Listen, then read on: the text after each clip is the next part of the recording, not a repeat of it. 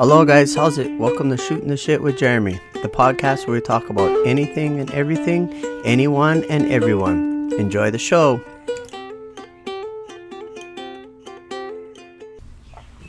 How's it guys? Aloha. Welcome to another episode of Shooting the Shit with Jeremy. As always, I'm super thankful, super pumped, super appreciative for all you guys who have given us feedback. Checked out our YouTube, our Facebook, our Instagram. We're on iTunes, Spotify, Amazon. You know, we're all over the place. And thank you guys so much for sharing us and giving us the feedback too. Like, I love it. I just got off the phone with somebody that was giving me a little bit of extra feedback, and I want that to keep coming in. So no shame, guys. Reach out to us, to me, and let me know what you guys want to hear, what I could do better, and help you guys out with in life and in any topics and all that kind of stuff. One thing I guess I had to make clear that I didn't make clear. I thought I touched upon it, but apparently I didn't. Or if I did, I missed it, or they missed it, or whatever. But I got asked, how do I have time to do a podcast when I'm working at the county full-time as a lifeguard and running my pool business, raising 2 kids, have an awesome wife, family, friends. When do I find time to do all that? That's a hard part. I'm not gonna lie, it's hard to do any of that stuff, let alone all of it together. But what happened, those of you guys that don't know, I actually retired. I got credited 18 years, Parks and Recreation, County of Kauai. I worked for little over 20 years, but the first 2 years was part-time, summer work, on call, so I don't get credited that. But I got credited 18 years. I retired. I will get medical. I didn't make age, so I will get my medical when I turn 55, and a small retirement. Not very much money in my retirement because of that, but hey, it is what it is.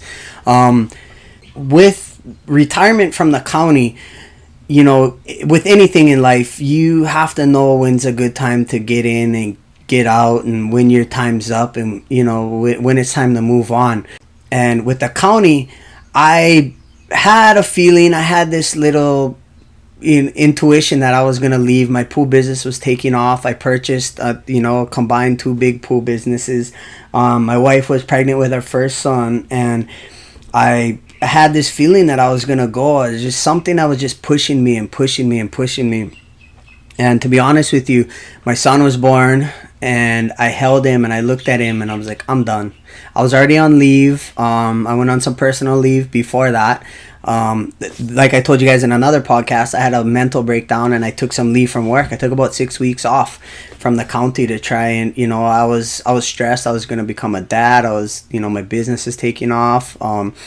Trying to be a good father, a good husband, a good son, a good brother, a good uncle, good friend. And so I had some time off. And when my son was born, I still had another 3 weeks paid, right? Because county, we all work for the benefits, in county and state workers.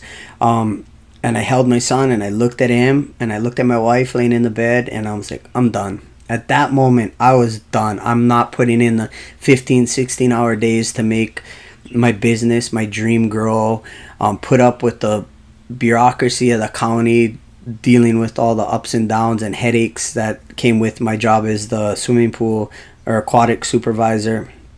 And so at that moment, I knew, and my wife discussed it, and I was like, all right, cool, it's time. I drafted a letter. I went in to talk to people personally. Of course, it was a Friday, and if any of you guys work county or state, Friday afternoons, nobody's in the office. And not gonna lie, I kind of planned it that way, if I'm being 100% truthful. There are people that I wanted to say goodbye to, I knew would be in the office. They're always in the office on a Friday afternoon. The rest of them, I knew I could draft my signed letter, leave on their desks, and give them a phone call and say, hey, here's my 2 weeks notice. Never step back foot in there again. Or excuse me, I take that back. I had to go sign some papers. But I never returned back to work. My 2 weeks were given as part of my maternity leave, or my family leave is for guys that we get. And I never looked back. Life took off for me. Life got awesome. I started feeling the best I've ever felt. I lost a bunch of weight. I was happier. It was like an instant flip of the switch. That I was just stoked. A new father, you know, husband, couple years in, and just enjoying life and this new avenue on life. It was scary. Just so you know, that was February 2020. March 2020, we all know what happened, right? So I was, for a better word, shitting bricks. What are we gonna do? What did I make the right choice? Is it gonna be okay?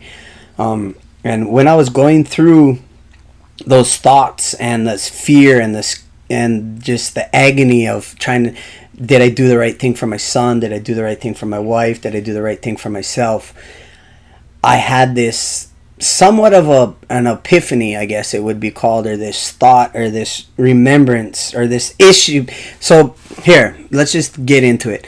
A few years ago, now at that time it was a few years ago, one of our community service workers that we had working at Kapaa swimming pool came down early, right? Because we start work at 7. So those guys, the guys that would come in before, we'd open up the pool to scrub our toilets and weed whack and, you know, do whatever community service workers. We used to have them wash the trucks, pull weeds, you name it, you know, all kinds of stuff. We were a work site for community service.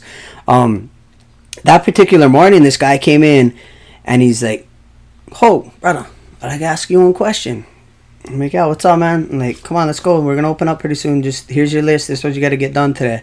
He's like, "Oh, my friend guys told me like they work over here and not here at the pool, but they go work by the stadium or they go work at this other place and community service. And the guys, if you pay them money, you know, they go write you off." I looked at him and I was like, "What?" He's like, "Oh yeah, I just, you know, I know can come. I give you money." I looked at him, and I'm not even joking.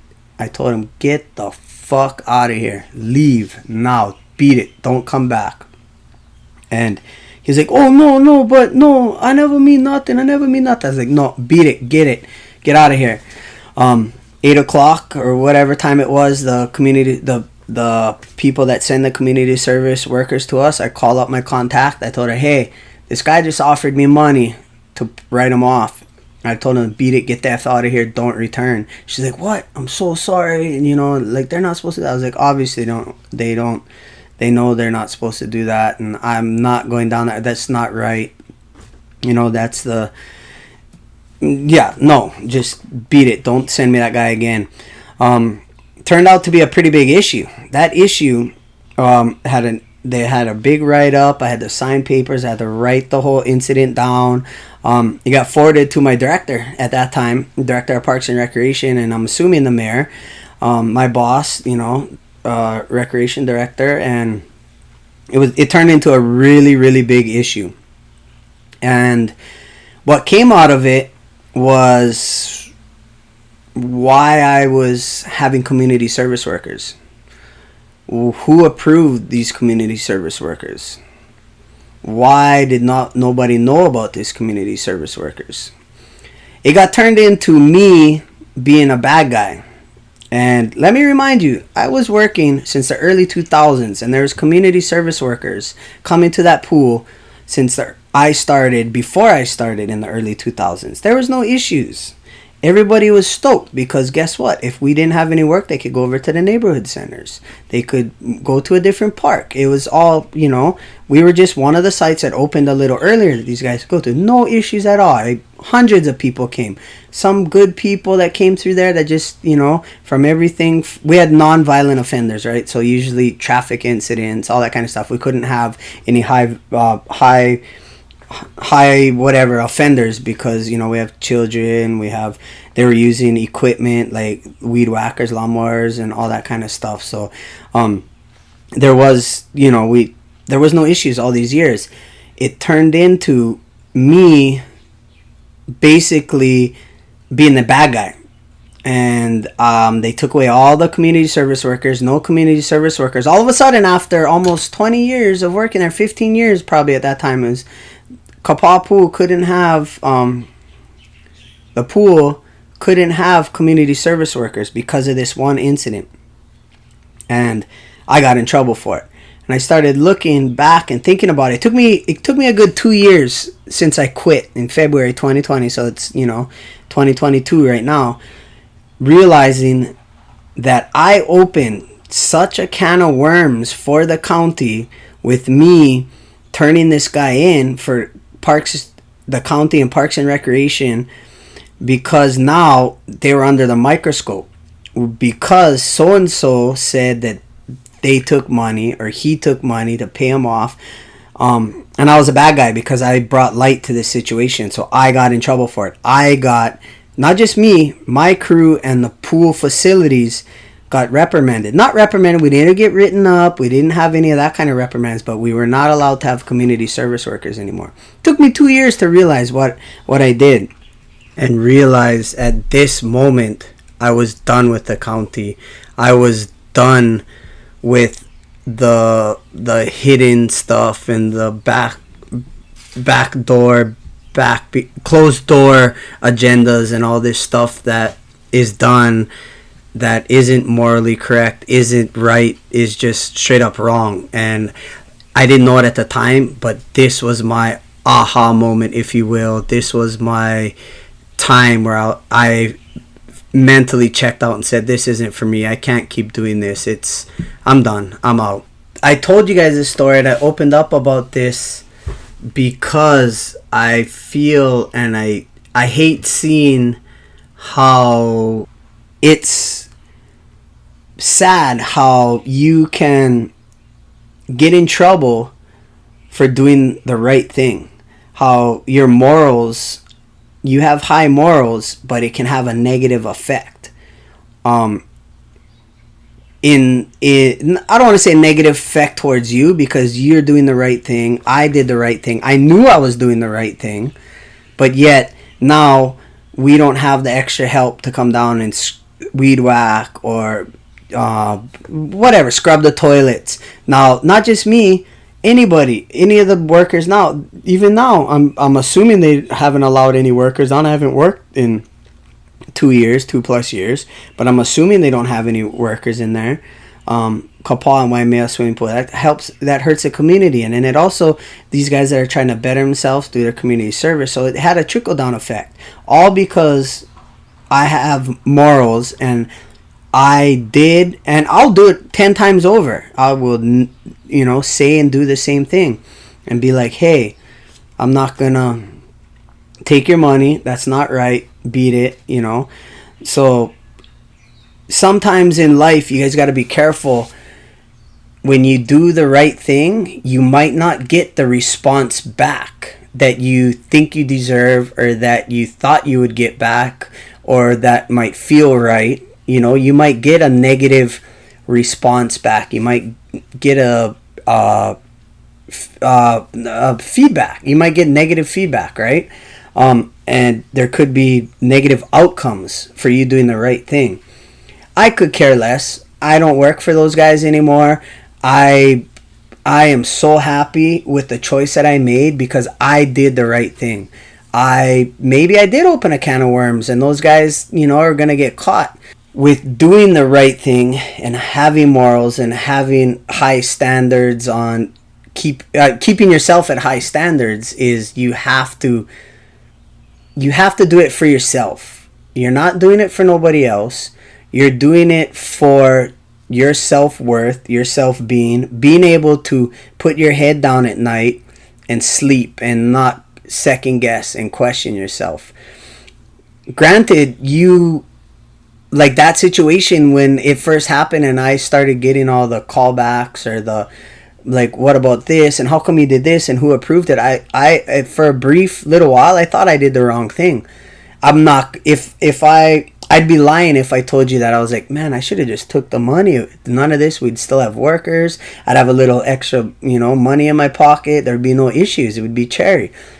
But it will, and then I'd snap out of it and I'd be like, no, there is no effing way. It's not happening. These guys can't, I'm not like that. We all hear stories. We all hear stories of ups and downs and people that try to do the right thing and something bad happens to them, or it didn't turn out the way they thought. And the main thing, not the main thing, but you have to remember that what goes around comes around. positivity brings in positivity. You know, you earlier I said you do it for yourself. I guess that's kind of a little understatement. If you're a father, a mother, a brother, sister, you're somebody in the community, when you do good things like this and it shows people that there's good people in the world that honor and respect and have morals, at that point you're not necessarily doing it for yourself. Yes, you're doing it for your own morals and rights, but it's showing other people that good is still out there. You're setting an example for your son, your daughter, your nieces, your nephews. You're setting an example for your coworkers. You're setting this positive example for the world, for your community. And by setting that positive example, like, hey, maybe that was one issue, but somebody saw that I took the higher ground and did the right moral thing, and majority of the people that I worked with in the office and caused all this problem for hated me and condemned me for it. But maybe the guy at the swimming pool that was waiting to come in and overheard me tell this guy to get the F out of here, was like, hey, there's one good brother, bro. He get good morals. He's doing the right thing. It would have been easy for him to take a couple $100 or whatever. He didn't even offer me an exact amount. He just said, but you set that example, and now this guy's gonna feel better that he saw you do good something, and then he's gonna pass it on, and then that person passes it on, and so on and so on. It's that trickle down effect. Don't stop believing your morals, your standards, your outlook on life is wrong, because not everybody's doing it. If it feels right to you and it's doing the right thing, but keep doing the right thing. We all have a moral compass. We all should have some sort of integrity, and just keep, do what's right, and it's gonna come back around. I can't say for sure that I know if something came back around because of that or not, but I really honestly don't care. I didn't do it because I thought something good could come out of it. I just did it because I felt it was the right thing to do. Thank you guys for listening again. Keep that integrity going, keep those high morals, keep that positivity flowing, keep passing it on. And as always, if you like us, give us a share. If you don't like us, give us a share, give us a shout out, hashtag us shooting the shit with Jeremy on your social media sites. Check out our Facebook, Instagram, YouTube channels. Just get the word out there. If I want to help out as much people as I can, whether it be through my ideas, through my actions, through my different outlook on life, but I want to help as much people as I can, and the only way for me to help as much people as I can is for you to help me, and by sharing the show. So everybody, I love you guys. Thank you so much. You guys have a great day. Until next time, aloha.